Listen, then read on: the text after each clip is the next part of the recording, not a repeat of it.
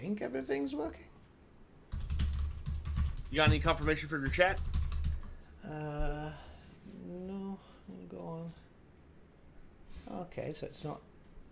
I am live, but I'm not. Yeah, that should be live now. God, today's just being. It's all good. It's the heavens punishing us, but we will win in the end. Yeah. Okay, I think I am live. Yeah, we're live.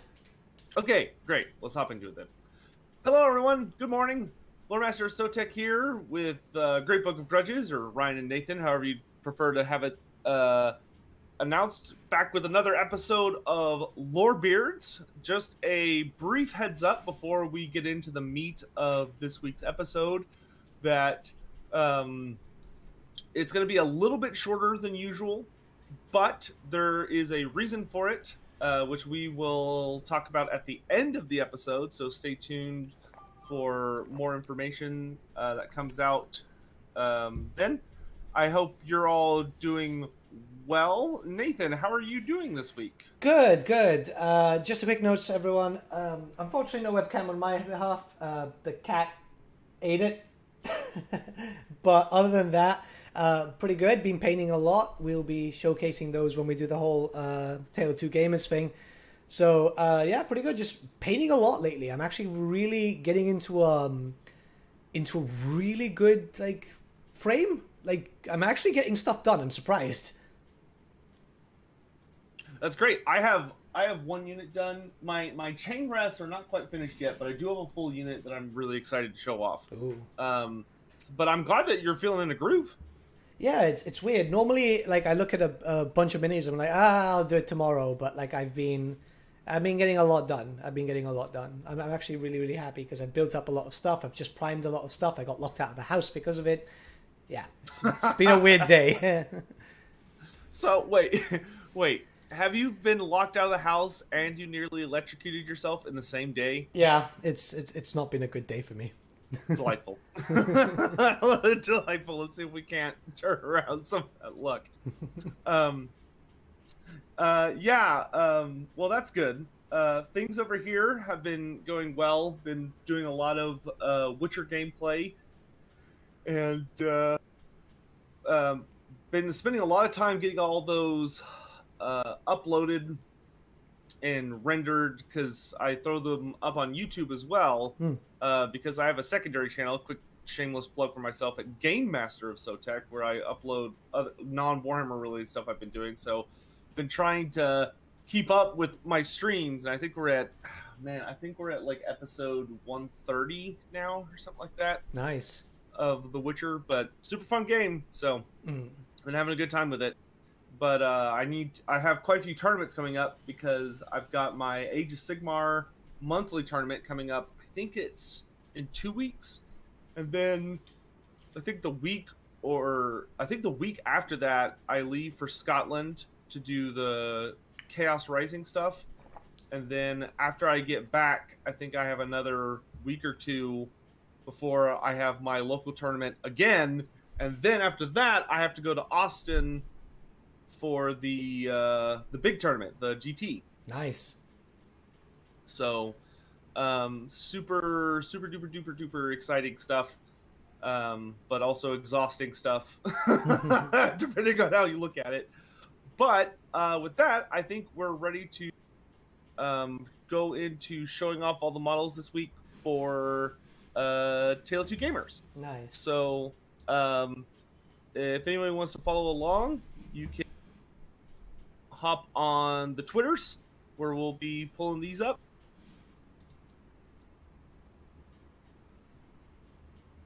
So first, our first entry that we're going to be looking at is Nathan's, which is his Warriors of Chaos, because the way my Twitter is pulling up the Lorebeards hashtag, this is just the first one. So tell us about your Warriors a little bit. You got these sweet golden boys. Yeah, so 15 Warriors of Slaanesh, sanded down shields. Obviously the helmets and the banner is actually from the Hellstrider kit. I wanted them to look a bit more regimental, and I don't like the look of the Chaos Shields. And let's be honest, the Chaos helmets are... They're not really... They don't fit with the Slaanesh theme. Whereas here, it looks like a Legion, doesn't it? Yeah, they look... I was going to say, the helmets in particular look really good on these models. Yeah. I hadn't even noticed it was a kit bash until you specifically said it. Like, it was something that I've always wanted to do, just to have a bit of a different theme.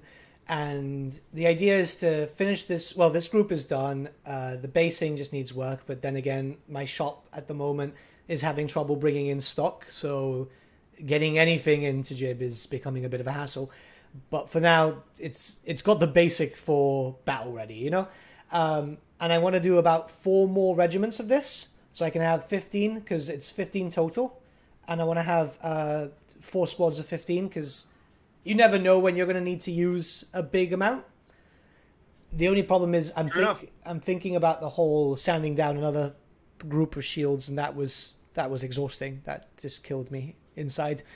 But it's a fun conversion, I think. The gold really fits. I was inspired by because I searched Warriors of Chaos, Slaanesh, on Google, and they had something where they custom made something like a shield and stuff like that, but I'm not really tech savvy with like a 3D printer and so on, so I was like, screw it, I'll just sand down the shields. It makes them look more regimental. It's more Talian in a sense with the look, which it does look... The shields did turn out very nice. It took a while, and like I mostly cut myself a few times with it, but What are you using the sand? I had to use a hobby knife to cut off some stuff because... Oh my god. Yeah, it was ridiculous because it's another thing with the stock issue with the local shop. So my pliers broke. So I was like, well, screw it, I'll use a knife. I was determined to get these done. And I'm quite happy with how they look because they're really gold. They're really there. It goes with a look from, I think it was like 3rd or 4th edition for Slaanesh, so I was quite keen on that. The banner itself is pretty. I couldn't get the other stuff to hang on though because it just wouldn't hold. But with how it looks, I'm actually quite content. Well, they did turn out nice. I'm gonna send you a link for the. I'm assuming you don't have the shaving piece that Games Workshop sells. It's like a dull knife. Like you can't cut yourself on it, but it's super good for shaving minis. I have one somewhere. The problem is obviously because I just done the move to get the room redone. Yeah. So finding anything at the moment is next to impossible. Well, quit trying to destroy yourself. It seems to be like a theme. Yeah, this week. it's just me at the moment. All right, so moving on to the next piece is my entry. So I took a picture of these guys in my display case, but this is my full unit, and currently my favorite painted unit of Glaive Stalkers. So these guys are... I don't have the opportunity to take them much on the table right now, but I imagine, you never know when rules might get updated or changed, and suddenly they'll become more viable. But this is one of the first units that was available for the 9 through the starter kit, plus another addition. But I'm really happy how these guys turned out. I was testing quite a few techniques on them. So there are some little changes, but the drummer guy in particular turned out stupid good. The pictures I took don't really get a good angle of them. But the thing I really liked about these models is some of them come with a pre-done base, which you could tell because they're the ones that have like the bricks and leaves and roses and stuff on their base. They don't have the scrag grass that most of my minis do. But I actually found myself pretty fond of those pre-done bases because it just made life easy. I didn't have to worry about basing them. But of course, that's not standard for most minis. Oh, you could type if you use the second tab. Oh, one in chats. What is it? Under advanced search on top of the hashtag. Oh yeah, you're right. Latest. Thank you, chat. Next, we've got a piece here from Ronin The Accused. And what are a unit of samurai? Yeah, he plays Warhammer Armies Project. He's actually one of my mods. And he's got some samurai. These, I think, are ranks of 9, 2 ranks of 9? Or am I... Yeah, they look absolutely delightful. Mm. Yeah, wow. Those look super, super good. Did he freehand the banners? I think so. Actually, Rowan's in my chat, so maybe he can just say if he did or not. But I believe these are all free. Yeah, these are all 3D printed too. Like he puts a lot of effort in his army. They look really good, and the bases also turned out absolutely like snow bases. I have found are really, really tricky to pull off to make it look like just to make it look good. But the fact that they look like they're standing on like an icy lake or something with the snow scattered around their feet, it looks really good. He should be super proud of this. Oh, he got these from Warlord Games apparently. Oh, very nice. It's pretty good. They turned out absolutely marvelous. Yeah, no, they're very really pretty. Nice looking unit. All right, and then there's that. All right, then we've got TacticalSign, a member of my chat who I know is already here today, posting his Ulfenkarn Watcher, the Ulfen Watch, which are very similar to the new skeleton minis that you can get as part of the Soulblight Gravelords, and they look. I love this kit. Like, I love these skeletons. They're so much more interesting and dynamic than the old ones. Especially, I like how there's only one skeleton that wears a mask. Because he's the only one that hasn't lost his. Everyone else has lost their mask, apparently. So, like, he's like the one guy. Granted, I think that's the unit champion. But it's like everyone else in the unit is not fully in full gear anymore. But, yeah, they turned out really good. Man, you got a really nice look on the silver. Metallics can be very difficult to apply and also maintain the like the details beneath. And the other thing I've noticed that he did a really good job at is, man, he did not, at least from what I could see, I do not see any I don't see any like incidents where paint has accidentally ended, like where there's transitions between the body parts. There's like no overlapping paint, despite the fact these pictures being super up close. Yeah. Which is really impressive. Because if you looked at my minis this close, you would see some stuff. All right, next up, Hawk Oddly, who I just saw show up in chat over here on Twitch, posted a unit of storm vermin. Nice. Which I'm actually, man, it's been a while since I've looked at the storm vermin kit. They're actually pretty good looking for how old they are. Oh yeah, they aged very, very well. Like, their armor looks really good. The only thing about their kit, I would say, that hasn't aged super well is that their halberds are kind of bulky. But, like, that's, for Skaven, that's honestly not necessarily a bad thing. But, yeah, these have turned out, you're doing great, dude. Looks like you're getting some really good mileage and getting some really good painting done. The freehand on the banner turned out really nicely. And I like the color scheme you went with, too. Purple, green, and silver is a very, very nice mix. Now the Skaven do need new models. I'm not changing my opinion on that. That's not changing anything. Oh no, definitely. I mean, I've got like, I think about 400 storm vermin. Like, yeah, they need a fix up, especially because they're a bit of a bastard to rank sometimes.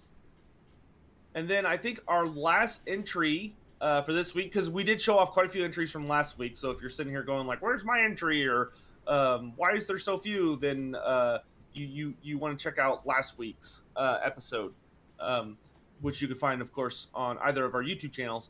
But our last entry here is from Florian Noratio, which is his Trogoths, his Rot Gut Trogoths and also his River Trogoths for his troll army, which we've seen some other models from his army, but he's got like really colorful trolls. Like they are he's got like rainbow trolls. They're looking really good. Actually, I think the thing I like the most on these models is their weapons. I don't know what exactly he did for the weapons, but they turned out they turned out super nice. They're not jade, but that kind of like greenish stone. I almost wonder if he used contrast for that. I forgot the entries in the Discord. Oh, okay. Well, I will go grab those. And show them off real quick. But yeah, those turned out super duper nice. Should be very, very proud of those. I think I had one on the Discord myself, so I'm going to find out. And to those viewing, yes, we've got Repfin as the background image today, so I do apologize.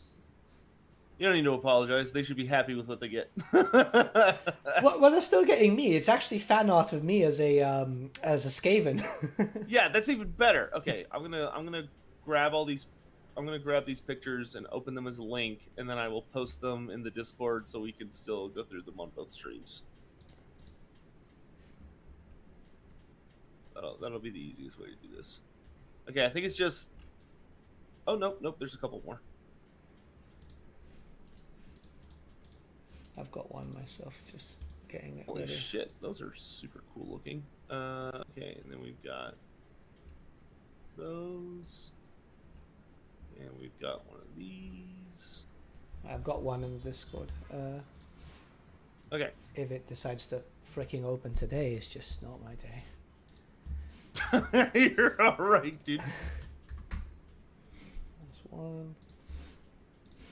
Okay. Alright, I'm gonna start posting these in the chat, and then once I've got them all posted and you've got yours posted, you can go through them. Okay, yeah, you've got some stuff too. It's just the one. Okay, just gonna throw some stuff in chat, and then we'll just go down the.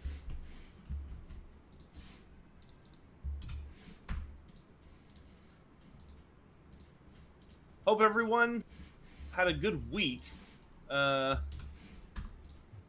everyone's hanging in there. Oh, that's fucking great. Yeah. Almost there. 3 more pictures.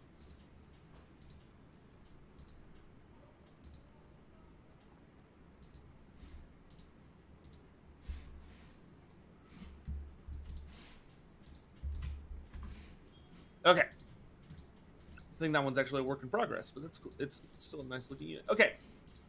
So I will just add this guy to the list that I have. And we'll put him in the order that we've got. Okay. So starting from the top.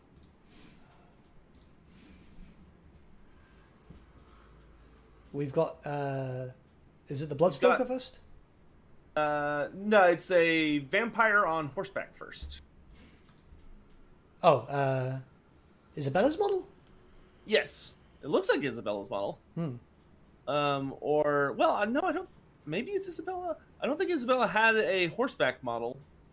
But this is a vampire by Davy Jones. Very nice. Good old square cavalry base. I don't know which model kit this is. This is Isabella, isn't it? Maybe no. Isabella had a different hairstyle. I'm wondering. I don't know what. It's definitely a vampire model based on the armor that she's wearing, but I don't know what kit it is. Really weird. Yeah, but it looks. You're doing a good job with it. Good. Keep working at it. Next, we've got the Bloodsecrator by a member in your community. That's quite nice. I like it. Does it have it? That's the base itself is customized, because I'm not too sure the character actually looks up like that, does it? No, not normally.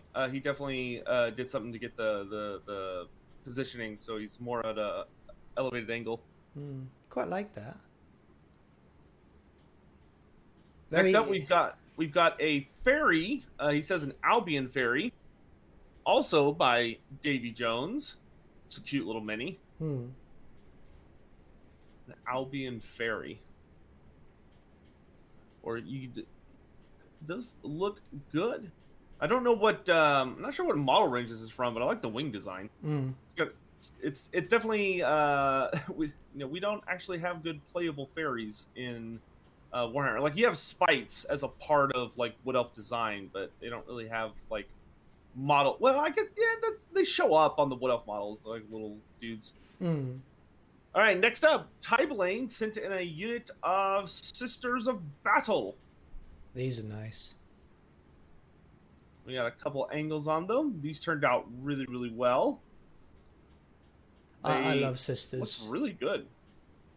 Yeah, they have a really nice design. Yeah. The Sisters look really, really good. So this is a really good looking unit, and also I think he's giving us a nice tutorial on the best way to take pictures of models, which is probably just to get like a white. This looks like it's just a white piece of paper bent, and then you just take a picture with a light source, and it actually looks really nice. So maybe I'll try and do this for next time. These are the new casts, aren't they? Yeah, these are the plastic ones. Yeah, these definitely look new. So cool.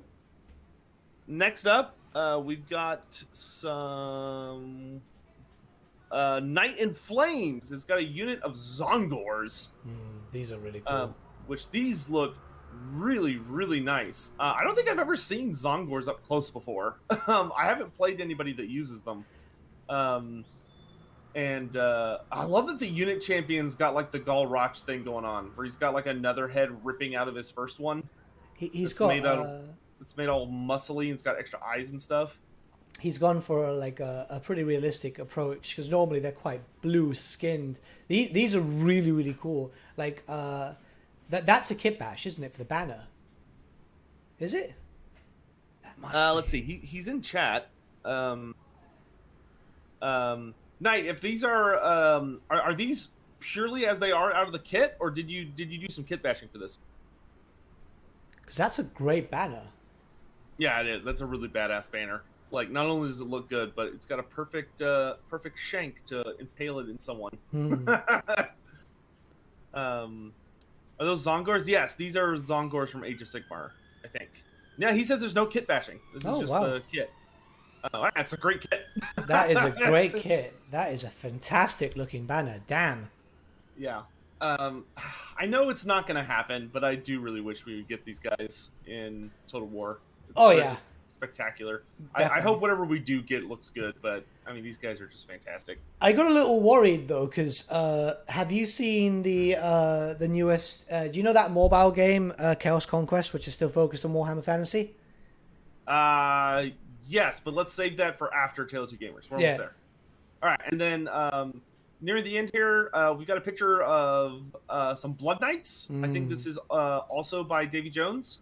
These are the old school metal ones, aren't they? Yeah, these are definitely these are super old school, actually. So these aren't even the older resin ones. These are the ones even before that. So some lovely major classic minis going on here. So good for you having these still available to play. If you ever get robbed, you can chuck them or someone ever tries to stick you up, you can chuck them at the person who's doing it and stun them with a blow to the head. With these heavy ass models. And lastly, we've got a work in progress Troglodon, which is turning out super duper nicely. It's coming along well. Looks like maybe these are contrast. I haven't gotten to the point where I can tell if it's contrast or regular yet. I think it's really thinned down contrast, because I've been using a lot of contrast lately. It's just making things so much freaking easier. But I think so, yeah, because that looks like Aphomatic Blue on the scales. Yeah. All right. So thank you, everyone, for submitting your units over last week and this week. We actually had a ton of entries. So thank you all very, very, very, very much. We really appreciate it. Nathan, what should be the theme for next time? Right, so we've done a character, we've done battle line. Yep. How about we go for something? So obviously in Warhammer Fantasy we used to say something on a monster base. So anything above a 40mm base. It can be a single unit, it can be a squad or whatever, but it has to be a monster theme. Okay, so it'll be 2 weeks. So it's not due next week. It's due the week after next week. We are doing monsters. So bust out your monsters or anything monstrous. So it could be a big monster, or it could be like a unit of monstrous infantry, unit of monstrous cavalry, or if your army for whatever reason doesn't have that, you know, you can always submit whatever. But the theme for next week will be monsters. So hopefully people will join in on that. I actually think I know exactly what mini I'm going to do for it because I've been thinking about painting it. But I'll let that be a secret. Do Mournfangs count? Yes, Mournfangs would count. Those are monstrous. Yeah. I'm thinking either my Demon Prince of Sinesh or maybe my Chaos Spawn, which I'm using the Zangores from Age of Sigmar because they just look so pretty. Oh well, if we're revealing what we're gonna do, I think I'm gonna do my Mourngul. Pretty. I've got a big old fat Mourngul of for my Night Haunt, which I don't think his rules are very good right now, but he's definitely playable. I just don't think he's optimal. I've seen that recently. I saw Mengel Miniatures. He posted. He's got 3 in his army at the moment. I think I may have seen those on the Night Haunt Discord, Night Haunt community Discord. Someone's been 3D printing and messing around with the Total War Warhammer designs. Nice. And to anyone that is listening or wants to join in on Tale of Two Gamers for the first time, it's very simple. The easiest way to submit, the preferred way is to get on Twitter and type in #Lorebeards and then whatever you want after that, and then attach the images to that tweet, and that'll make it super easy for us to find it in 2 weeks' time. Or if you want, and if you just don't have a Twitter account, you can always go to our individual Discords. I'm going to be opening up a new channel after today, or after the live stream today. That's going to be specifically for Tale of Two Gamer entries. If you're wanting to do that, just to make it easier. And the best thing you can do if you're in my Discord is just let me know on the day, because believe me, you have no idea what I've had to deal with like 10 minutes before actually coming onto this stream. Everything was on fire. And... Almost. All right, so real quick before we go into the next thing, actually on the schedule, what were you talking about earlier? Oh yeah, the mobile game. So obviously they're still rooted in Warhammer Fantasy. I'm going to send you the pictures, and what happened is that they released some art regarding Slangores, Corngores, Pestigores, and what were the Siege ones called? Zangores. And it is Warhammer Fantasy, so we're going to get that and then we're going to put them on screen. Oh, those are interesting. I don't like the fucking Zangore. It's ugly. Well, the good news is we already know they're not using these because we have the Cornator in Total War, which these guys are clearly using an actual Corngore. I think it's probably that they're going to try... I've got it on screen now, guys. That's the Slangore.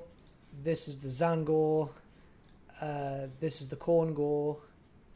And this is the Pestigore. So I actually like the Pestigore a lot. Oh, the yeah. Pestigore looks great. It looks just like the original model. You remember those old Pestigores? You mean the old kit bashes from the White Dwarf? No, the old legitimate models. I don't even remember there being a playable or a purchasable Pestigore. Yeah, they made them made to order recently too. Well, like last year, but they look great. I ended up buying. I had a few kits, and then when they made it made for order, I bought like a few more kits because they were just really stylized. There were 2 generations for the named Gores. The first generation had everyone, and then the second generation, for some reason, only had Corngores and Pestigores. But I think that we'll eventually get this as like a DLC or something, because maybe. I mean, I don't think they're bad designs, to be honest. the Slangore is just ugly as shit, man. I mean, he's not. I wouldn't say he's pretty by any means, but I mean, he does give off Slaneshi vibes to me. It's just though the veil feels like overkill. Yeah, but that's what worried me. Like everything else is fine, but why put a fucking veil over a goat? You know? Because they're getting married. That's why. I mean, the overall design is cool. Like, you can see, like, the shoulder pad is nice, and they've got the breastplate there. Everything is really, really cool. But it's just, it's way too much. I don't like the Zangore, though. It's the Zangore, the Zangore I also felt was really, really tame. Like, he has some interesting fur patterns, but it's way too subdued. Yeah. Like, if I'm gonna have Zangores on the table, I want everything to be crazy and wild. Yeah, beaks and all that stuff. Yeah, that's the thing, is I want, like, if you're like, the Pestigore looks like it's actually mutated. The other three don't look mutated. They just look like they're regular gores they look like they're gores that are wearing equipment saying I serve this god, but that's boring. They should be heavily mutated. Yeah, no, definitely. I mean, I'll try find some of my Pestigores so I can send you pictures, because they are gorgeous models. They were originally, I think both iterations of them were metal, though I think the first round of all of them, which wouldn't look like these models, were lead. So yeah, it was a long, long, long time ago. Oh, the good old lead minis. Aye. All right. So next up on the docket, and this we're not going to talk a super long time about, because I'm sure we've both talked it to death on our individual channels, is the Cathay roster reveal. So, of course, for anyone that's been living under a rock, Cathay's official roster for the start of Total War Warhammer 3 has been revealed in all of its glory. So, Nathan, how do you feel about it a few days after the announcement? So, the roster itself is quite big. Personal thoughts, which I got flamed for in my video, is I just don't like the helmets too much. Though I did love the Lord Magistrate's one. That one looked fucking cool. You got flamed? Yeah. there were riots in the comment section. Yeah, it was literally like, it's like, oh yeah, the roster looks really cool, but I don't like this helmet. I don't like that helmet. I don't like that helmet. And this comment was basically like, are you just going to bitch about helmets? It's like, well, it's just the characters. Like, the units themselves have nice helmets. It's just, some of them look a bit OTT.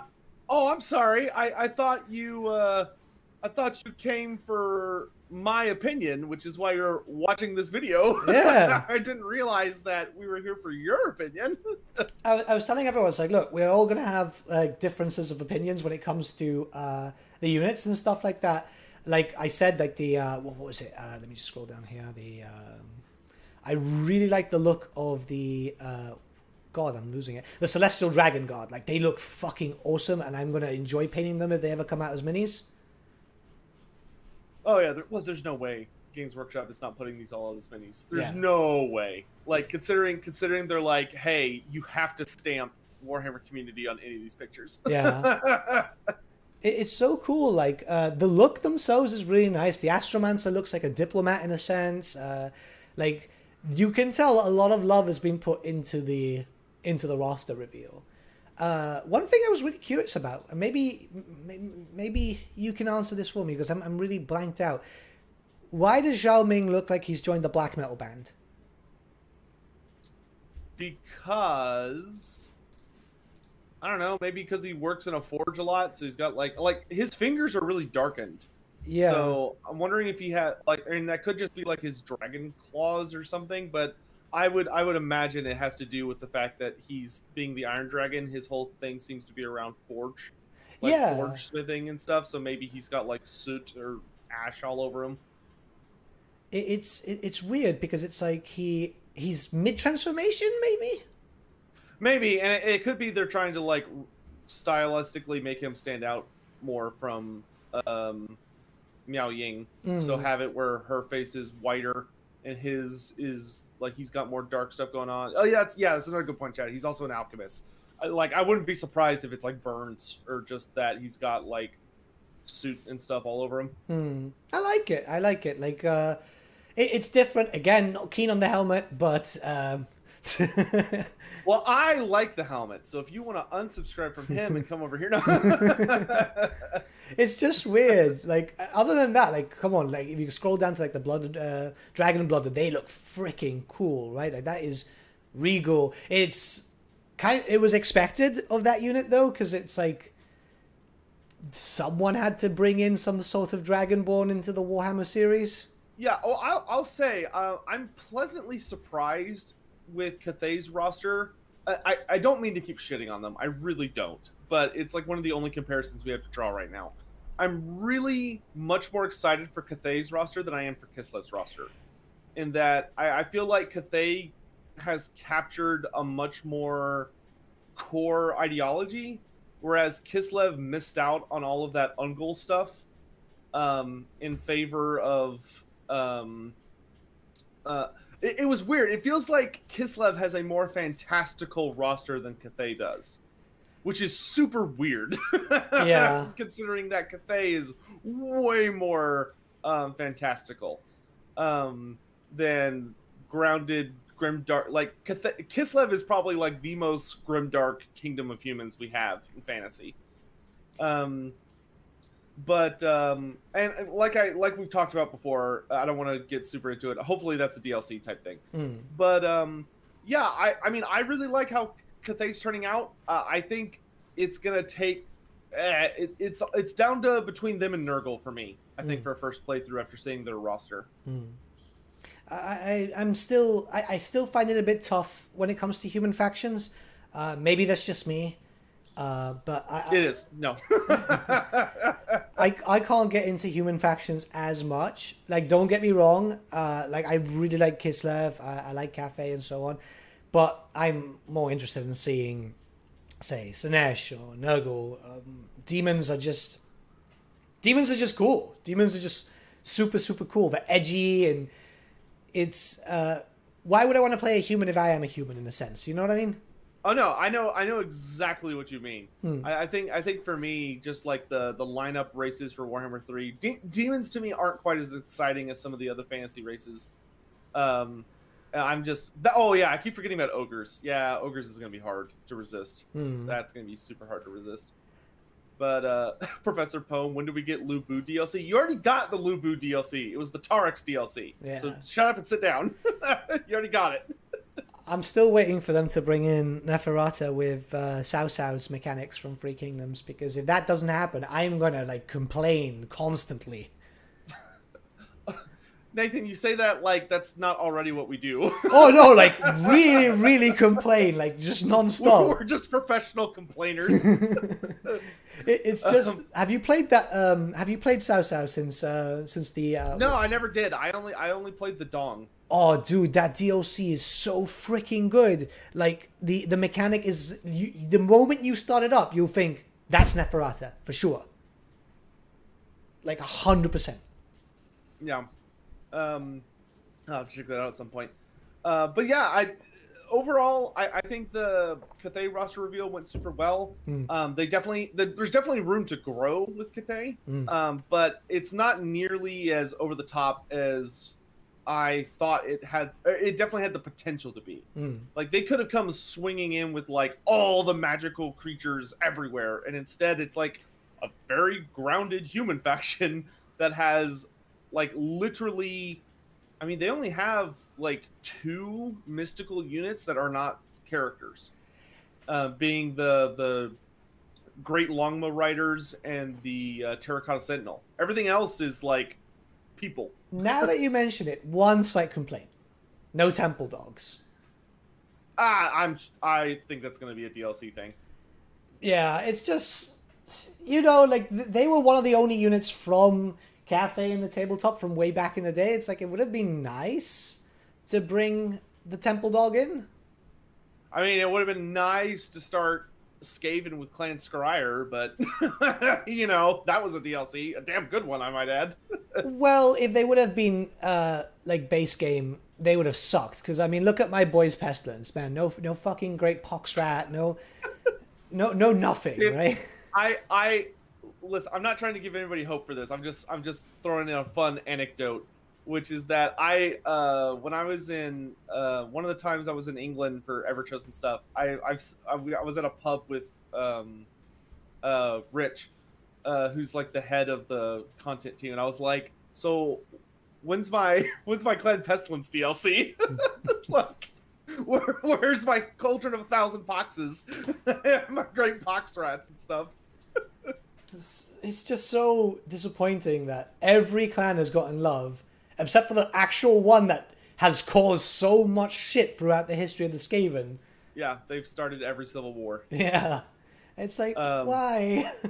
which is pretty impressive, to be honest. Hmm. All right, so I think that's pretty good on that. If you want to get like our super deep down thoughts on all of the Cathay stuff, we both have videos on it. I'm sure we're going to be talking about it a lot more to come in the future. Mm-hmm. So you can go check out either of our channels to get more information on that. So I don't think we need to beat that to death. Unless you got any last thoughts on it, but I think we're good to move on. Yeah, I think we're good. All right, so next thing up on the docket to talk about, I think Nathan did a video about this. I have not covered it on my channel yet, but the Cubicle 7, who are the creators behind Warhammer Fantasy Roleplay 4th Edition, have made a super exciting announcement, which is that they like to put out essentially teasers of content that they are working on to come out in the future. And one of the things they revealed is that they're doing a Dogs of War expansion. And not only is it Dogs of War, but it's my version that I like of the Dogs of War, where it's Araby and the Southern Realms all slapped together into one book. They've they've done some new stuff too, it seems. Yeah, so I know you did a video on it. What are your thoughts and the things you've checked out on it? So from what I've seen, and they've added they've added some more stuff. It's cool. Like the Araby stuff was beautiful. A lot of people know that I've been a long time campaigner for Araby. Anytime I'm in the Total War Discord, it's always believe and the sun emoji because that's the theme. I like it. Praise the sun. Like I got told off by someone once because it was just too much. But like the Araby art is just gorgeous, right? Like that is the yellow, blue, and gold aesthetic with the dark elf head, I want to say, on the side. I am trying to find it so I can pull up the image now. They've been spamming their upcoming Salzman release, which I am looking forward to reading. I'll find it. Just keep talking about stuff. Give me one sec. They post a lot, don't they? They post a lot, but like yeah, because Champions of Death is about to come out, so they've been spamming. There you go. You should have it in your chat. Oh, there it is. Okay, I see it. So this is that's definitely a dark elf head, which makes perfect sense. So it is great. Like this is a we more or less had a Araby design for the horse riders when we had obviously Al Muqtada as Desert Dogs, but it wasn't very fleshed out. Plus, I believe they used to dress in white, didn't they? The Desert Dogs. I don't know. What? They're making a card game? Oh no. Oh yeah. There's a card game. No. Oh no. This is bad news. Oh god. My wallet. Oh god. It's a lot of stuff coming out. Like they're releasing Gwent. Oh, this is bad. This is really bad. And they've got a map of the Empire that you can purchase too, which, oh god, that's a very small image. Yes, I think this is just a map of, oh no, that's the entire Empire, you're right. Mm-hmm. I own the physical map of Reichland they released, which is fantastic. Well, I guess I'm going to be buying this too. God, they've been doing so much good shit lately. Yeah. Yeah, I am very, very excited to see them touch on the Dogs of War and Araby, because let's be honest, like nobody that's official is willing to admit it, but you and I both know that this very easily could be indicating things going on internally within Games Workshop as far as Warhammer The Old World and as far as what Total War Warhammer may be allowed to, or even be pressured by Games Workshop to do and release. Yeah. And we both know, and like, it should not be a secret to our communities that me and Nathan would literally sell our souls to have the Southern Realms or the Dogs of War. I gotta start calling them the Dogs of War because I think that would be the best name. but having the Dogs of War as a playable race would be just amazing. Well, the thing is, like, we've been seeing a lot of this because obviously anything that Cubicle 7 does has to go through Games Workshop, right? Like, they write new lore and it needs to be approved. Even if it's a separate universal timeline or whatever the hell people want to call it, it still needs to be approved by the powers that be. Then, obviously, this week we had some really tasty news regarding the Border Princes, didn't we? So... Yeah, but before we go into that, which we should go into that, real quick, I do also want to make a note, because this is something that I've said on a prior Lorebeards podcast, and I've been meaning to correct myself, and I keep forgetting, but I remember now, which is that I actually wanted to correct something I said, which is that I stated in a prior podcast that one of the things I did not like about Warhammer Fantasy Roleplay 4th Edition was that it was based on different lore. That it was based on like first edition Warhammer Fantasy Roleplay instead of 8th edition, or 8th edition tabletop, which is what Total War is based on, in my preference personally. And I actually wanted to issue a correction, because it turns out that they did that on purpose. The Warhammer Fantasy Roleplay 4th edition starts with the older lore. So it starts with characters that are from the first edition roleplay. It starts with the provinces being slightly different. It starts with there being a lot of strange mysteries about Karl Franz, about there being a different Grand Theogenist instead of Volkmar the Grim, and a bunch of other stuff like that. Well, it turns out, if you've been playing the 4th edition campaign series, which is the Empire in Ruin, which they've been showing off because they're actually coming to the end of the Empire in Ruin series, because now they're selling it as... or the Empire in Ruin is the final volume of The Enemy Within. The Enemy Within is basically the entire storyline. Turns out, if you've been following the storyline by playing through it as the books have come out, which I have not because I thought it wasn't something I'd be interested in, turns out I'm stupid and I'm wrong, is that the entire point of The Enemy Within, which is a 5-part series of RPGs that are all connected, so it's like a giant sweeping storyline you're able to play through with your friends, the entire thing, if you play through it, gets you from the first edition Warhammer Fantasy RPG to 8th edition. So by the end of the storyline, you end up with the Grand Theogenist being killed, and he's replaced by, the person that's elected to take his place, who plays a major part, I think in book 5, is Volkmar the Grim. And turns out that Karl Franz is, I think it's that he's been poisoned by, there's a cult of Tzeentch that's very heavily trying to assassinate Karl Franz and do all this stuff. So it turns out Karl Franz is a badass hero. He's just been poisoned and he's been sick. And because he's been sick, his attendants have been hiding him away from the public. And that's why all these weird rumors have been starting. And it's up to the party to not only discover this plot, but to save the Emperor.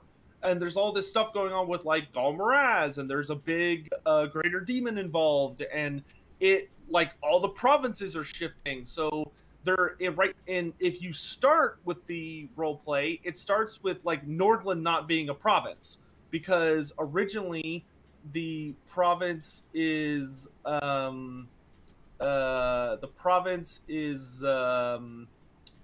Minland, Minheim, and Reikland. But by the very end of the series, Nordland ends up becoming its own province in exchange for because there's something happens that leads to that, and we end up with the Elector Counts that we know and love. So, like, Marius Leekdorf takes over Averheim, and Theodric Gosser takes over Nordland, and all that stuff. So it ends up in 8th edition. So for anyone like me that's been kind of, like, looking down your nose at it, or avoiding buying them, or checking it out, because you're like, oh, this is based on super duper old stuff, that's totally not correct. And you should start checking it out. Sounds good. Sounds good. Sorry, that was really long-winded. No. You need to make sure that people are aware that sometimes we can be wrong and stuff like that, and we weren't really aware of this too much. To be honest, I didn't play much Warhammer Fantasy Roleplay, though I live in a population of 30,000, so it's like very hard to find people who are interested in anything. Gotta get an online group. Yeah. Gotta run an online group.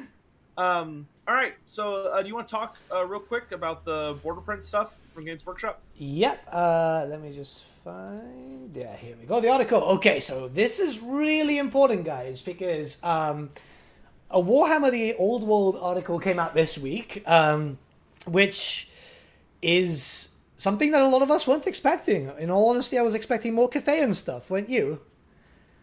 And then... yes, I was expecting Cathay news.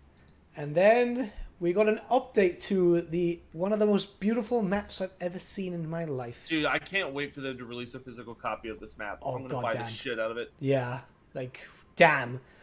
So, why is this exciting? Well, they've already decided to start fleshing out the lore of the Border Princes, which is something that we expected, but not just yet.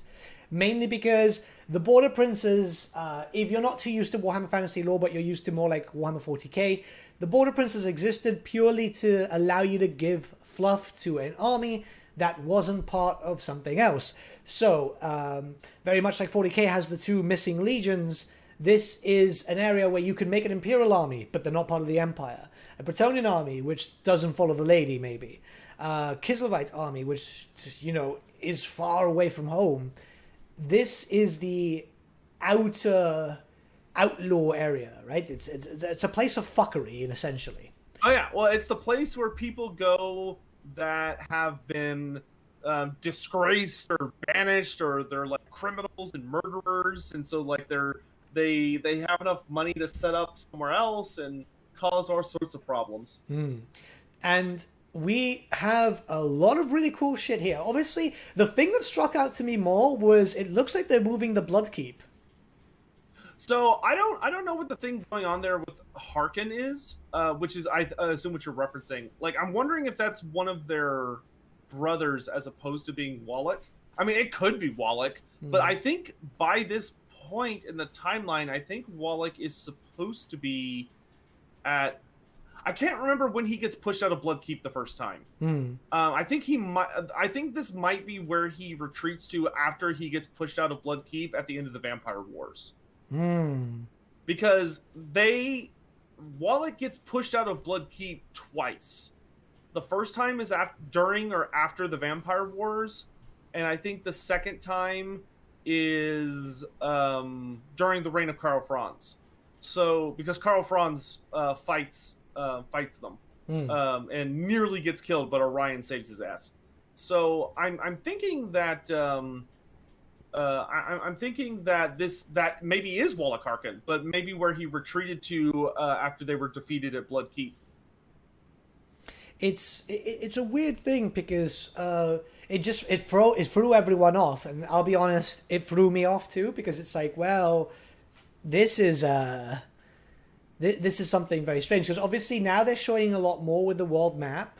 Well, what little bit of the world map that we have. Look how detailed the Forest of Gloom is. Like, yeah. Like, I'm used to that just being like a giant blob. Yeah, that is incredible.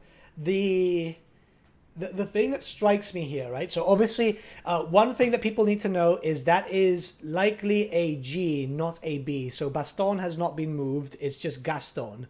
So I don't know. No one. Sorry. So yeah, because a lot of people got worried thinking that was a B. Yeah. No. Yeah. I don't think no physical place nor faction has been moved that we're aware of looking at this map. And plus, it's of course worth noting that this is 200 years before the world we're used to. Yeah. So there may be notable things shifted around. But like, it's so cool. Like, they even included the random Tomb King guy from Warhammer Fantasy Roleplay First Edition, I think. Karatamun's Tomb, which is to the right. It's south of the Tower of Shadows in the World's Edge Mountains. It's to the right of the Pontien faction. That's a supplement they released for which is hilarious. It's a super old supplement. Like, it's so old that if you try to read it now, it like, you're like, that's a really weird, like, that doesn't make any sense for a Tomb King, because it's like that level of old. Yeah. I think the Tomb King's referred to as like a white back then. because I don't even know if like the Tomb Kings were a standalone faction or if that was more during their undead days. But that's a really cool reference. But of course, we've got like the Tomb King symbol in the bottom of the Dragonback Mountains. There's tons of there's the Beast Stones, so we've got actual herd stones for the Beastmen being shown on the map, which is really exciting. It's just looking super. Like, I cannot wait for this map to be finished. And there's two hints for the future. So if we look to the bottom the bottom left, we have an Estalian and Talian name, which has its own style of heraldry. Because as you can see, most of the heraldry, when you link it up to everything else, has a very similar style. So like the Kislev one at the bottom looks like the Kislev ones at the top in terms of shape. The Bretonnian ones have the same one in terms of shape. The Imperial one has the same one the in shield, terms of shape. the shields for the heraldry. Depending on your race, you get a different style. So we have two different shield shapes here. One is clearly a stallion, and the other one is clearly Talian. So this might mean that we will have... Because I'm not expecting Dogs of War to be a playable sub-faction. Their own faction. I'm expecting them to be a sub-faction, a supplement, very much like the Vampire Coast, where you kit bash and you make up your own army. I don't know, man. Like, with Kislev being fully playable... and like Cathay coming out and stuff, I don't know if I can be shocked anymore if they were to like Estalia and Talea are big enough they could be their own books. Yeah, but like, Border Princes, I don't think so. No, and I think they tried to make that clear in the article. Yeah, that the Border Princes is not a playable race. It is a place that you could basically it's a sandbox. Yeah, they literally said in the article it's always been intended to be a sandbox. That's why literally every single human race and vampires are sitting here slapping each other around. But, we will definitely see we will definitely see a playable Estalia and Talia as maybe their own factions, which would be cool. Though this is the thing: if we go back to the big map, right? How it works in lore, because obviously we know where like most of the stuff is. Like for example, Talia is right next to the Border Princes. Estalia is right next to that. Obviously, in the middle we have Skaven Blight. God, I completely forgot Skaven Blight. Though on the side, you know, like in the Warhammer 2 map where Tobaro is, Tobaro is supposed to be Tobaro is supposed to be Talian, unless that gets drastically changed, or else Estalia is going to be a small ass country. We'll just have to wait and see. Tabaro's always been kind of a weird place because I mean it gets like blown up multiple times, so it's kind of like the Uberschreik of Estalia, where it's just getting constantly stomped. I have noticed though that they have made Estalia bigger. Well, it's probably like I would not at all be surprised to see them having gone back and readdressed some of the sizes of the nations, because it looks like they're trying to be really nitty gritty about it, and a lot of the prior maps like are not nitty gritty. They're very like just focused on a particular thing, and then everything else around it isn't too worried about. Like if you really look at this map, like Norska is a much more appropriate size than it tends to be on most maps. Norska tends to look a lot larger on many maps, and I think that's due to like when they do like a global display, Norska almost seems to get like stretched out a little bit. Yeah. Yeah, it's all looking really exciting. I hope we get vampire counts soon, because having that big blank space in the middle of the map bothers me. Oh, I'm ready for them to fill that in. There is a lot of weird blank spaces. I mean, if we look at it, they've obviously made Norska bigger though, because we know we're getting Norse dwarfs. I mean, if we zoom in into one of the original images, it actually says Norse dwarfs in one area. I would say it's more filled in, but I actually think the full landmass in comparison to the Empire is smaller than it used to be. But you know, we'll keep an eye on that. We'll probably be expecting more news on that probably in 3 to 6 months. Oh, definitely. Like they're kind of slow with those updates, which I get it. They're trying to tease, but like some people are saying, it's like, oh, why didn't they fill in this in? And it's like, yeah, because they're trying to be slow. Yeah, let anyone who's complaining about the reveal schedule for Total War Warhammer 3 go sit down in the Warhammer The Old World section. Oh yeah. You will see misery the likes of which you have never experienced. Like you guys get an update every now and then. Like so far, what, like every Tuesday we've been having something more or less. Like that's cool and that's amazing. And people have been complaining because I understand that you want gameplay and stuff like that. We Warhammer The Old World fans, it's been 2 years since the announcement, and it'll get here when it gets here. Okay? Yeah, that's literally what happens. Like GW are so quiet about things. And it's not just that. It's like, come on, throw us a bone. Like, someone's just said here, it's like drip feed agony. It's like, ours is worse. The tabletop guys, we have it worse, believe me. Yeah. This has been 3 months in the waiting. We've had, 3 articles in a very short amount of time, and then they're going to go radio silent again. Yeah, well, it's like, the complaint about Cathay hasn't even been that, they're not saying anything. It's that, they're not saying what I want to hear in the 3 weeks we've been talking about it. It's like, shut up. just sit down and be quiet. But anyway, before I get us into trouble, let's move on. So, for once, the last thing, well, not the last thing we're doing today, but the last full segment is our Who Would Win. Can't forget our Who Would Win. So, for today, I actually had this recommended in both the Who Would Win Arena and on Twitter, and I think also live. There are at least a couple of people who seem to really want this fight. So we're going to do it, which we've got Karl Franz, the Emperor of the Empire, of Sigmar's Empire, and Prince of Altdorf, versus Altharion the Grim, the hero of Yivris, and he who defeated Grom the Paunch. So, real quick, to just kind of give a good feel/lineup for the matchup here. We'll start with old Franzi. So Karl Franz, who has appeared in Who Would Wins back in the day for my channel, but obviously that would only be if you've watched those specific things. So Karl Franz comes into the battle with a couple of fancy little pieces of gear. The big thing that he has offering him defensiveness is that he has the Silver Seal, which the Silver Seal is not only a symbol to help represent the princes of Reichland, or Altdorf, and the Electrocon of Reichland, but offers him a ton of protection. The Silver Seal is extremely resistant to magic and protects its bearer from almost all forms of magic. It's very, very solid. In addition to that, it also provides them with, kind of that traditional barrier. Oh, I forgot to turn my alerts off. Turns off the, it provides a barrier, just like you would expect from many ward save items. So kind of wards off danger and protects from many sources of threat.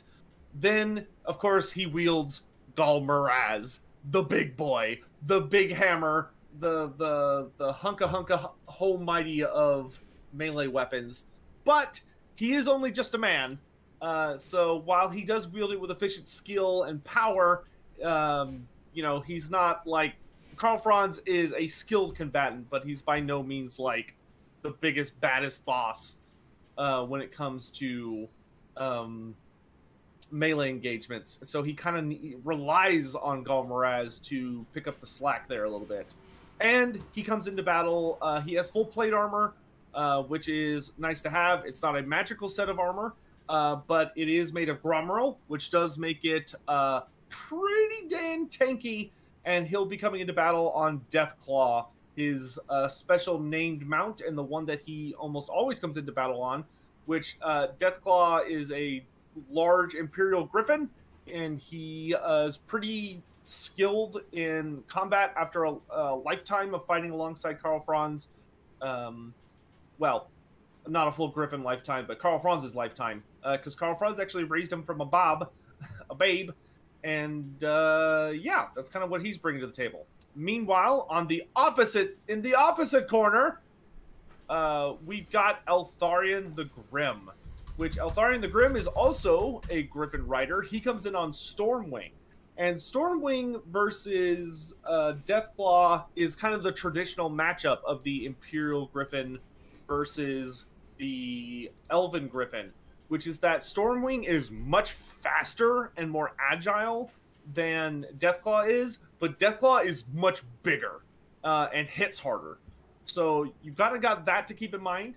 And then in Altharion the Grim comes in as a very skilled Elven Prince. He is a very, very skilled hand-to-hand combatant. He, of course, is an elf, so he's more fragile than most opponents that show up in the Who Would Win series. To help protect him, he does have the Helm of Yivris, which the Helm of Yivris, as a sign of his station, as one of the major princes of that kingdom within Ulthuan, it not only helps provide him with more armor, which he wears heavy armor in addition to his helmet, but it also provides a barrier that helps protect him and Stormwing, his griffin, from all forms of damage. So it helps provide warding to kind of throw off people's attacks or turn aside arrows and missile fire potentially at the last second. He then has the Talisman of Hoeth, which not only provides him with some magic resistance, so it protects him from enemy spells, though only a little bit. It kind of just makes it easier for him to dispel them, but it also provides him with the ability to cast magic. Altharion the Grim is actually able to cast, and technically, Total War Warhammer lies to us. Altharion the Grim does not have the ability in the lore to cast from the lore of high magic. He's actually only able to use lores from the battle magics, but they did that as a good compromise, I think, to make him stand out from Teclis, because Teclis is supposed to be the Great Wizard. He has like a spell from different lores, whereas Altharion is supposed to do the same gimmick. Altharion's supposed to pick one battle lore, but I think to try and make him stand out and be kind of interesting, they gave him the lore of high magic as kind of a gimme. So for this battle, why don't we go ahead and follow suit, and we'll toss him the lore of high magic, though he's not a very skilled wizard. Altharion's a decent wizard, but he's by no means great. And then last, he's got the Fang Sword, which the Fang Sword not only makes Altharion hit substantially harder, it is a very, very powerful enchanted blade, but it also slices through all forms of non-magical armor as if they're not even there. So Altharion can slice through armor with ease, and his weapon allows him to hit harder even than Stormwing. So though that's the matchup, I'm going to go ahead and get the poll started. But what are your starting thoughts, Nathan? It's tough. The problem is that Altharion isn't really a character that I'd rate much, especially against someone as beefy as Carl Franz, because what a lot of people think is Carl's like a standard human, but he's actually really big for a human. Like, dude's hench, right? He's strong. He's got some good muscles to him. He's got a big swing. Yeah, and people seem to, like, in lore, especially earlier lore, they likened him to having like no skin blood, because the guy is actually fairly large when compared to standard humans. So the guy knows how to pack a punch. Obviously, the Griffin, when it comes to Battle of Griffins, probably Stormwing would beat Deathclaw, but it really depends. I don't know. It is a very tough one. Yeah. So, and it's something specific I think is worth pointing out that didn't occur to me until kind of looking at their profiles here, is that it is worth noting that the Helm of Yivris protects both Altharion and Stormwing, though it is not as powerful of a ward as the Silver Seal, but the Silver Seal only protects Franz. So Stormwing does have that kind of magical barrier to help to protect him, whereas Deathclaw does not. So that is worth noting if you're thinking about kind of the Griffin versus Griffin part of the matchup. I don't know. It is tough. It is tough because... And it is an interesting series of trade-offs. Like, Altharion the Grim has a longbow. I don't think it'd really help him much. Like, maybe if he got lucky, he is a very, very skilled archer. Maybe he could land a good shot on Deathclaw, but I doubt it, to be honest, with them flying around each other. Yeah. But like, Altharion is a much more skilled combatant than Karl Franz. Like, he has much more skill when it comes to parrying and landing blows, But Karl Franz has Gul Miraz. So he only needs to land one hit on Eltharion to just absolutely wreck his shit. Like, if Karl Franz lands a blow with Gul Miraz, Eltharion's, he's dead. He's super dead.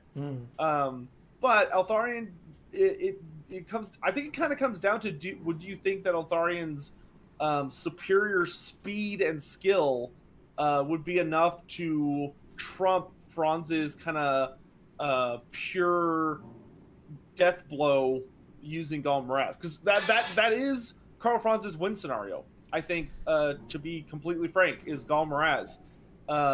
If he can land a hit with Gul Miraz against Stormwing or Eltharion, it's pretty much game over. Like, that would instantly cripple whoever it hit. Whereas Deathclaw's a big boy, and he can take a good number of hits from both Stormwing and Eltharion before he's severely injured. And if Stormwing got into a big tussle with Deathclaw would have an excellent... Stormwing would have trouble if they got into a big fight. Stormwing would definitely need to be trying to keep Deathclaw at a kind of an arm's reach to prevent Deathclaw from just completely overpowering him. I don't know. It's tricky. I might have to go with Franz, to be honest. Like, out of the two, I'd say while elves have this natural thing about, like, obviously being able to be more agile and so on, it just feels like it would be constant fighting until both griffins would wear out at the very least.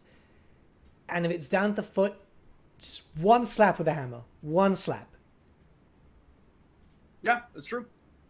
I think for me, I think I'm going to stick with what I've been doing, which I think makes things fun. I'm going to go the contrarian opinion. I'm going to go with Eltharion.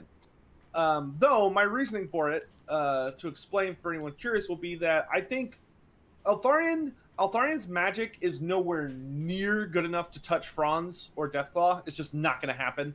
He's not going to be able to use that magic to hurt or kill Franz. But what he can do with his magic is buff himself. He can use the magic to increase his own powers and to make himself an even deadlier combatant. And the Fang Sword would be more than capable of slicing through Franz's armor like it's not even there. So the only thing Franz would have defending himself from attacks would be his natural skill in combat and the silver seal, which is not to be underestimated. But I think because Eltharion is so much more skilled and is so much faster than Franz, I think he would actually have a reasonable opportunity of pulling what he did against Blacktooth, the Greenskin Shaman, where he, like, Stormwing is notably faster than Deathclaw and would have command of how they engage because he's faster. He's smaller, but he's quicker. And I think he would be able to go in for that lancing stab or a decapitation strike. And if he could land one good hit on Franz by chopping his head off or impaling him through the chest or something, Franz is tough, but he's still just a man. We kind of saw that in his fight with Wallach Harkin. Granted, he was not wielding Gul Miraz when he fought Wallach Harkin.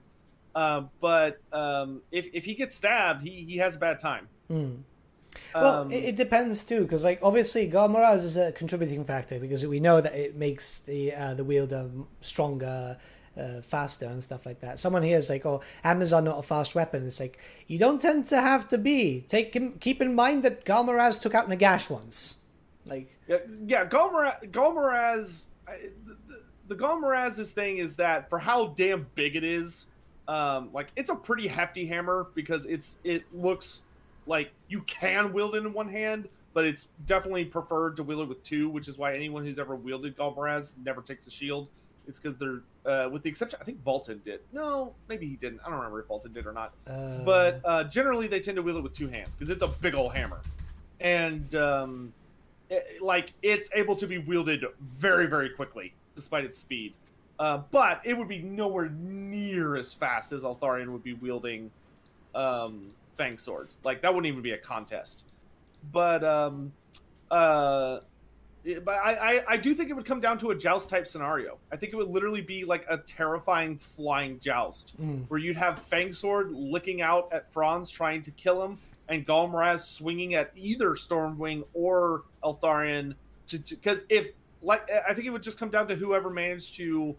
If Eltharion could land at least a series of good blows or one good lance with the Fang Sword to kill Franz, I think he wins immediately. Because if it's just Deathclaw is not going to win.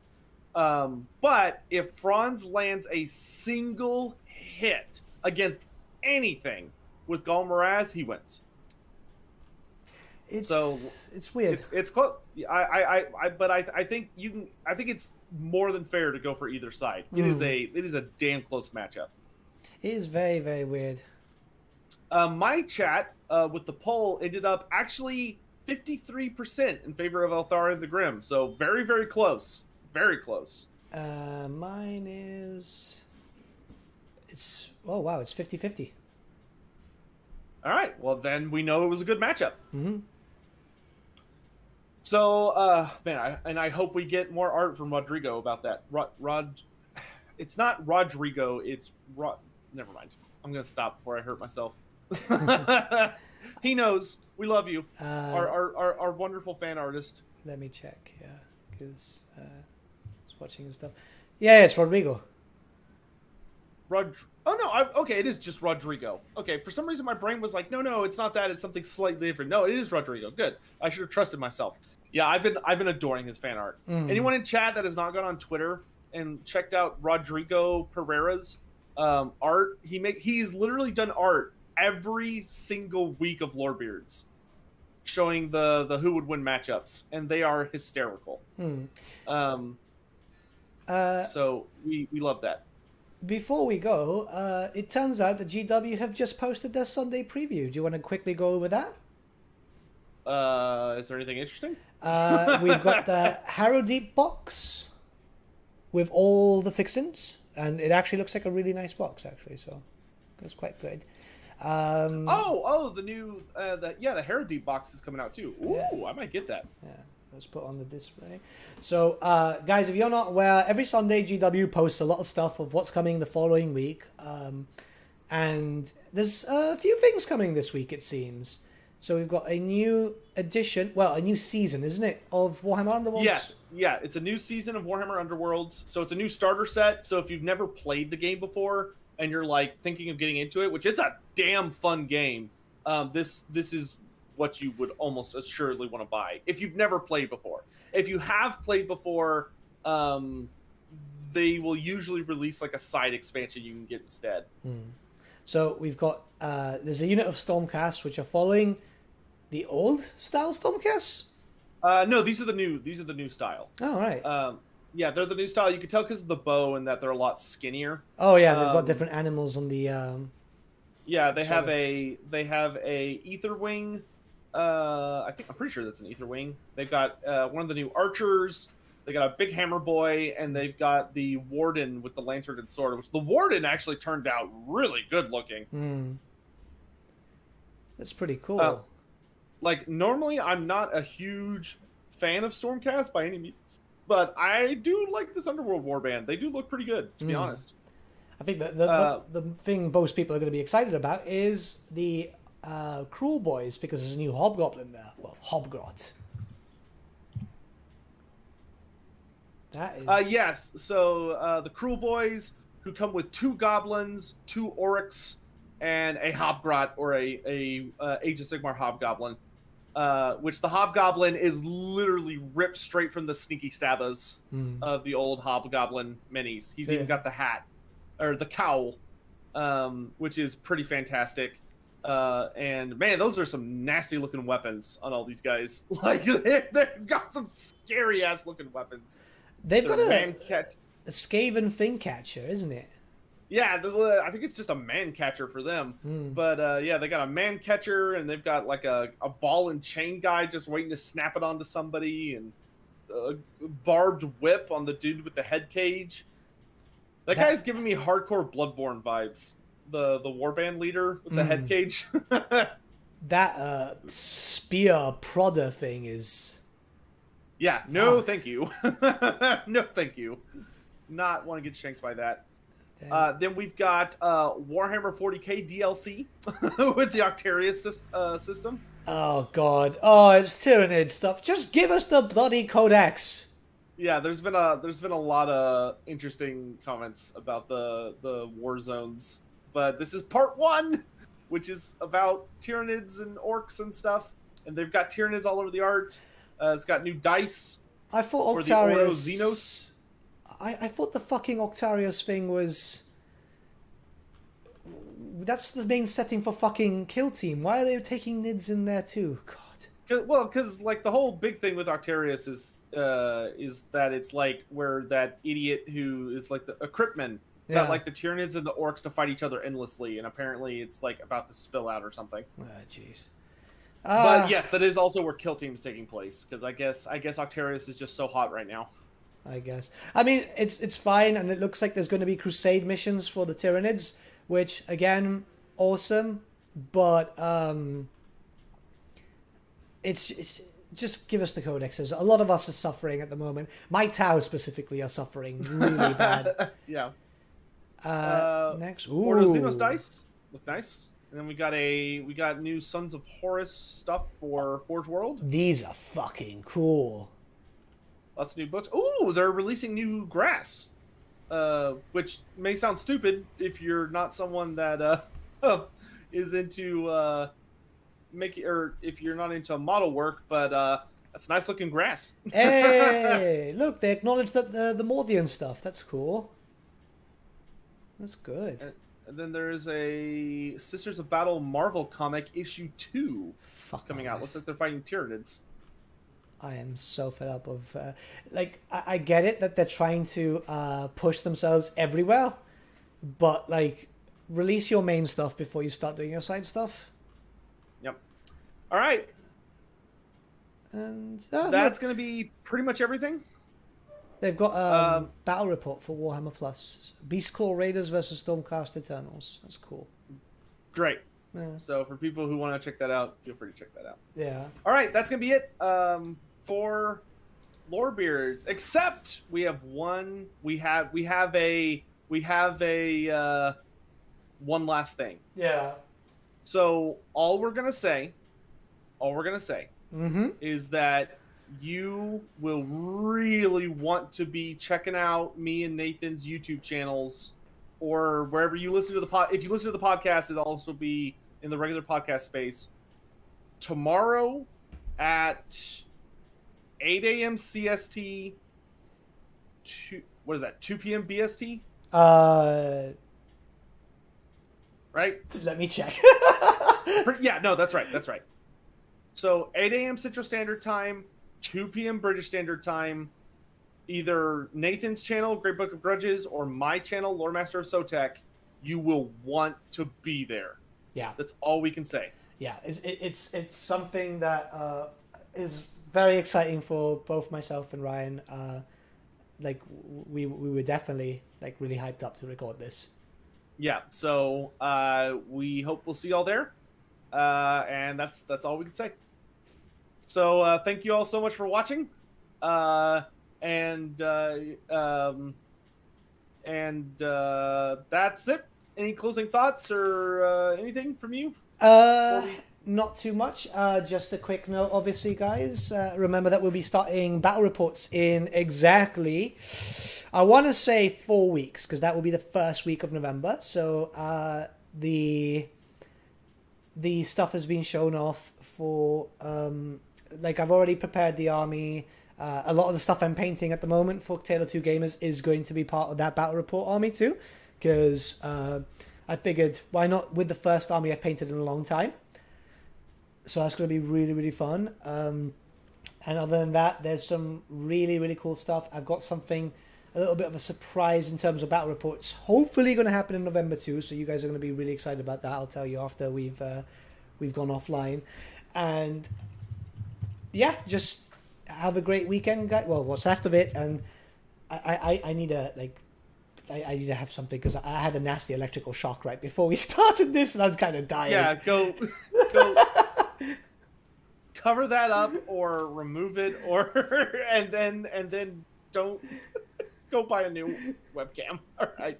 We'll see you guys later. I don't have anything. So we'll see you guys later. Thanks so much for watching.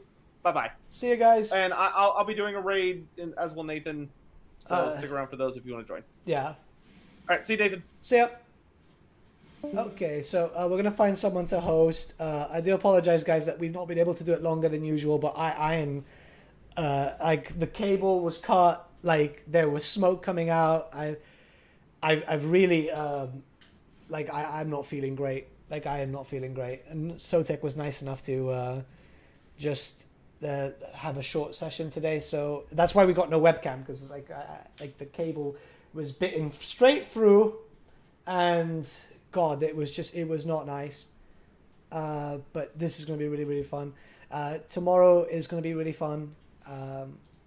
You guys are really going to enjoy it. I'm just going to find someone to host very quickly.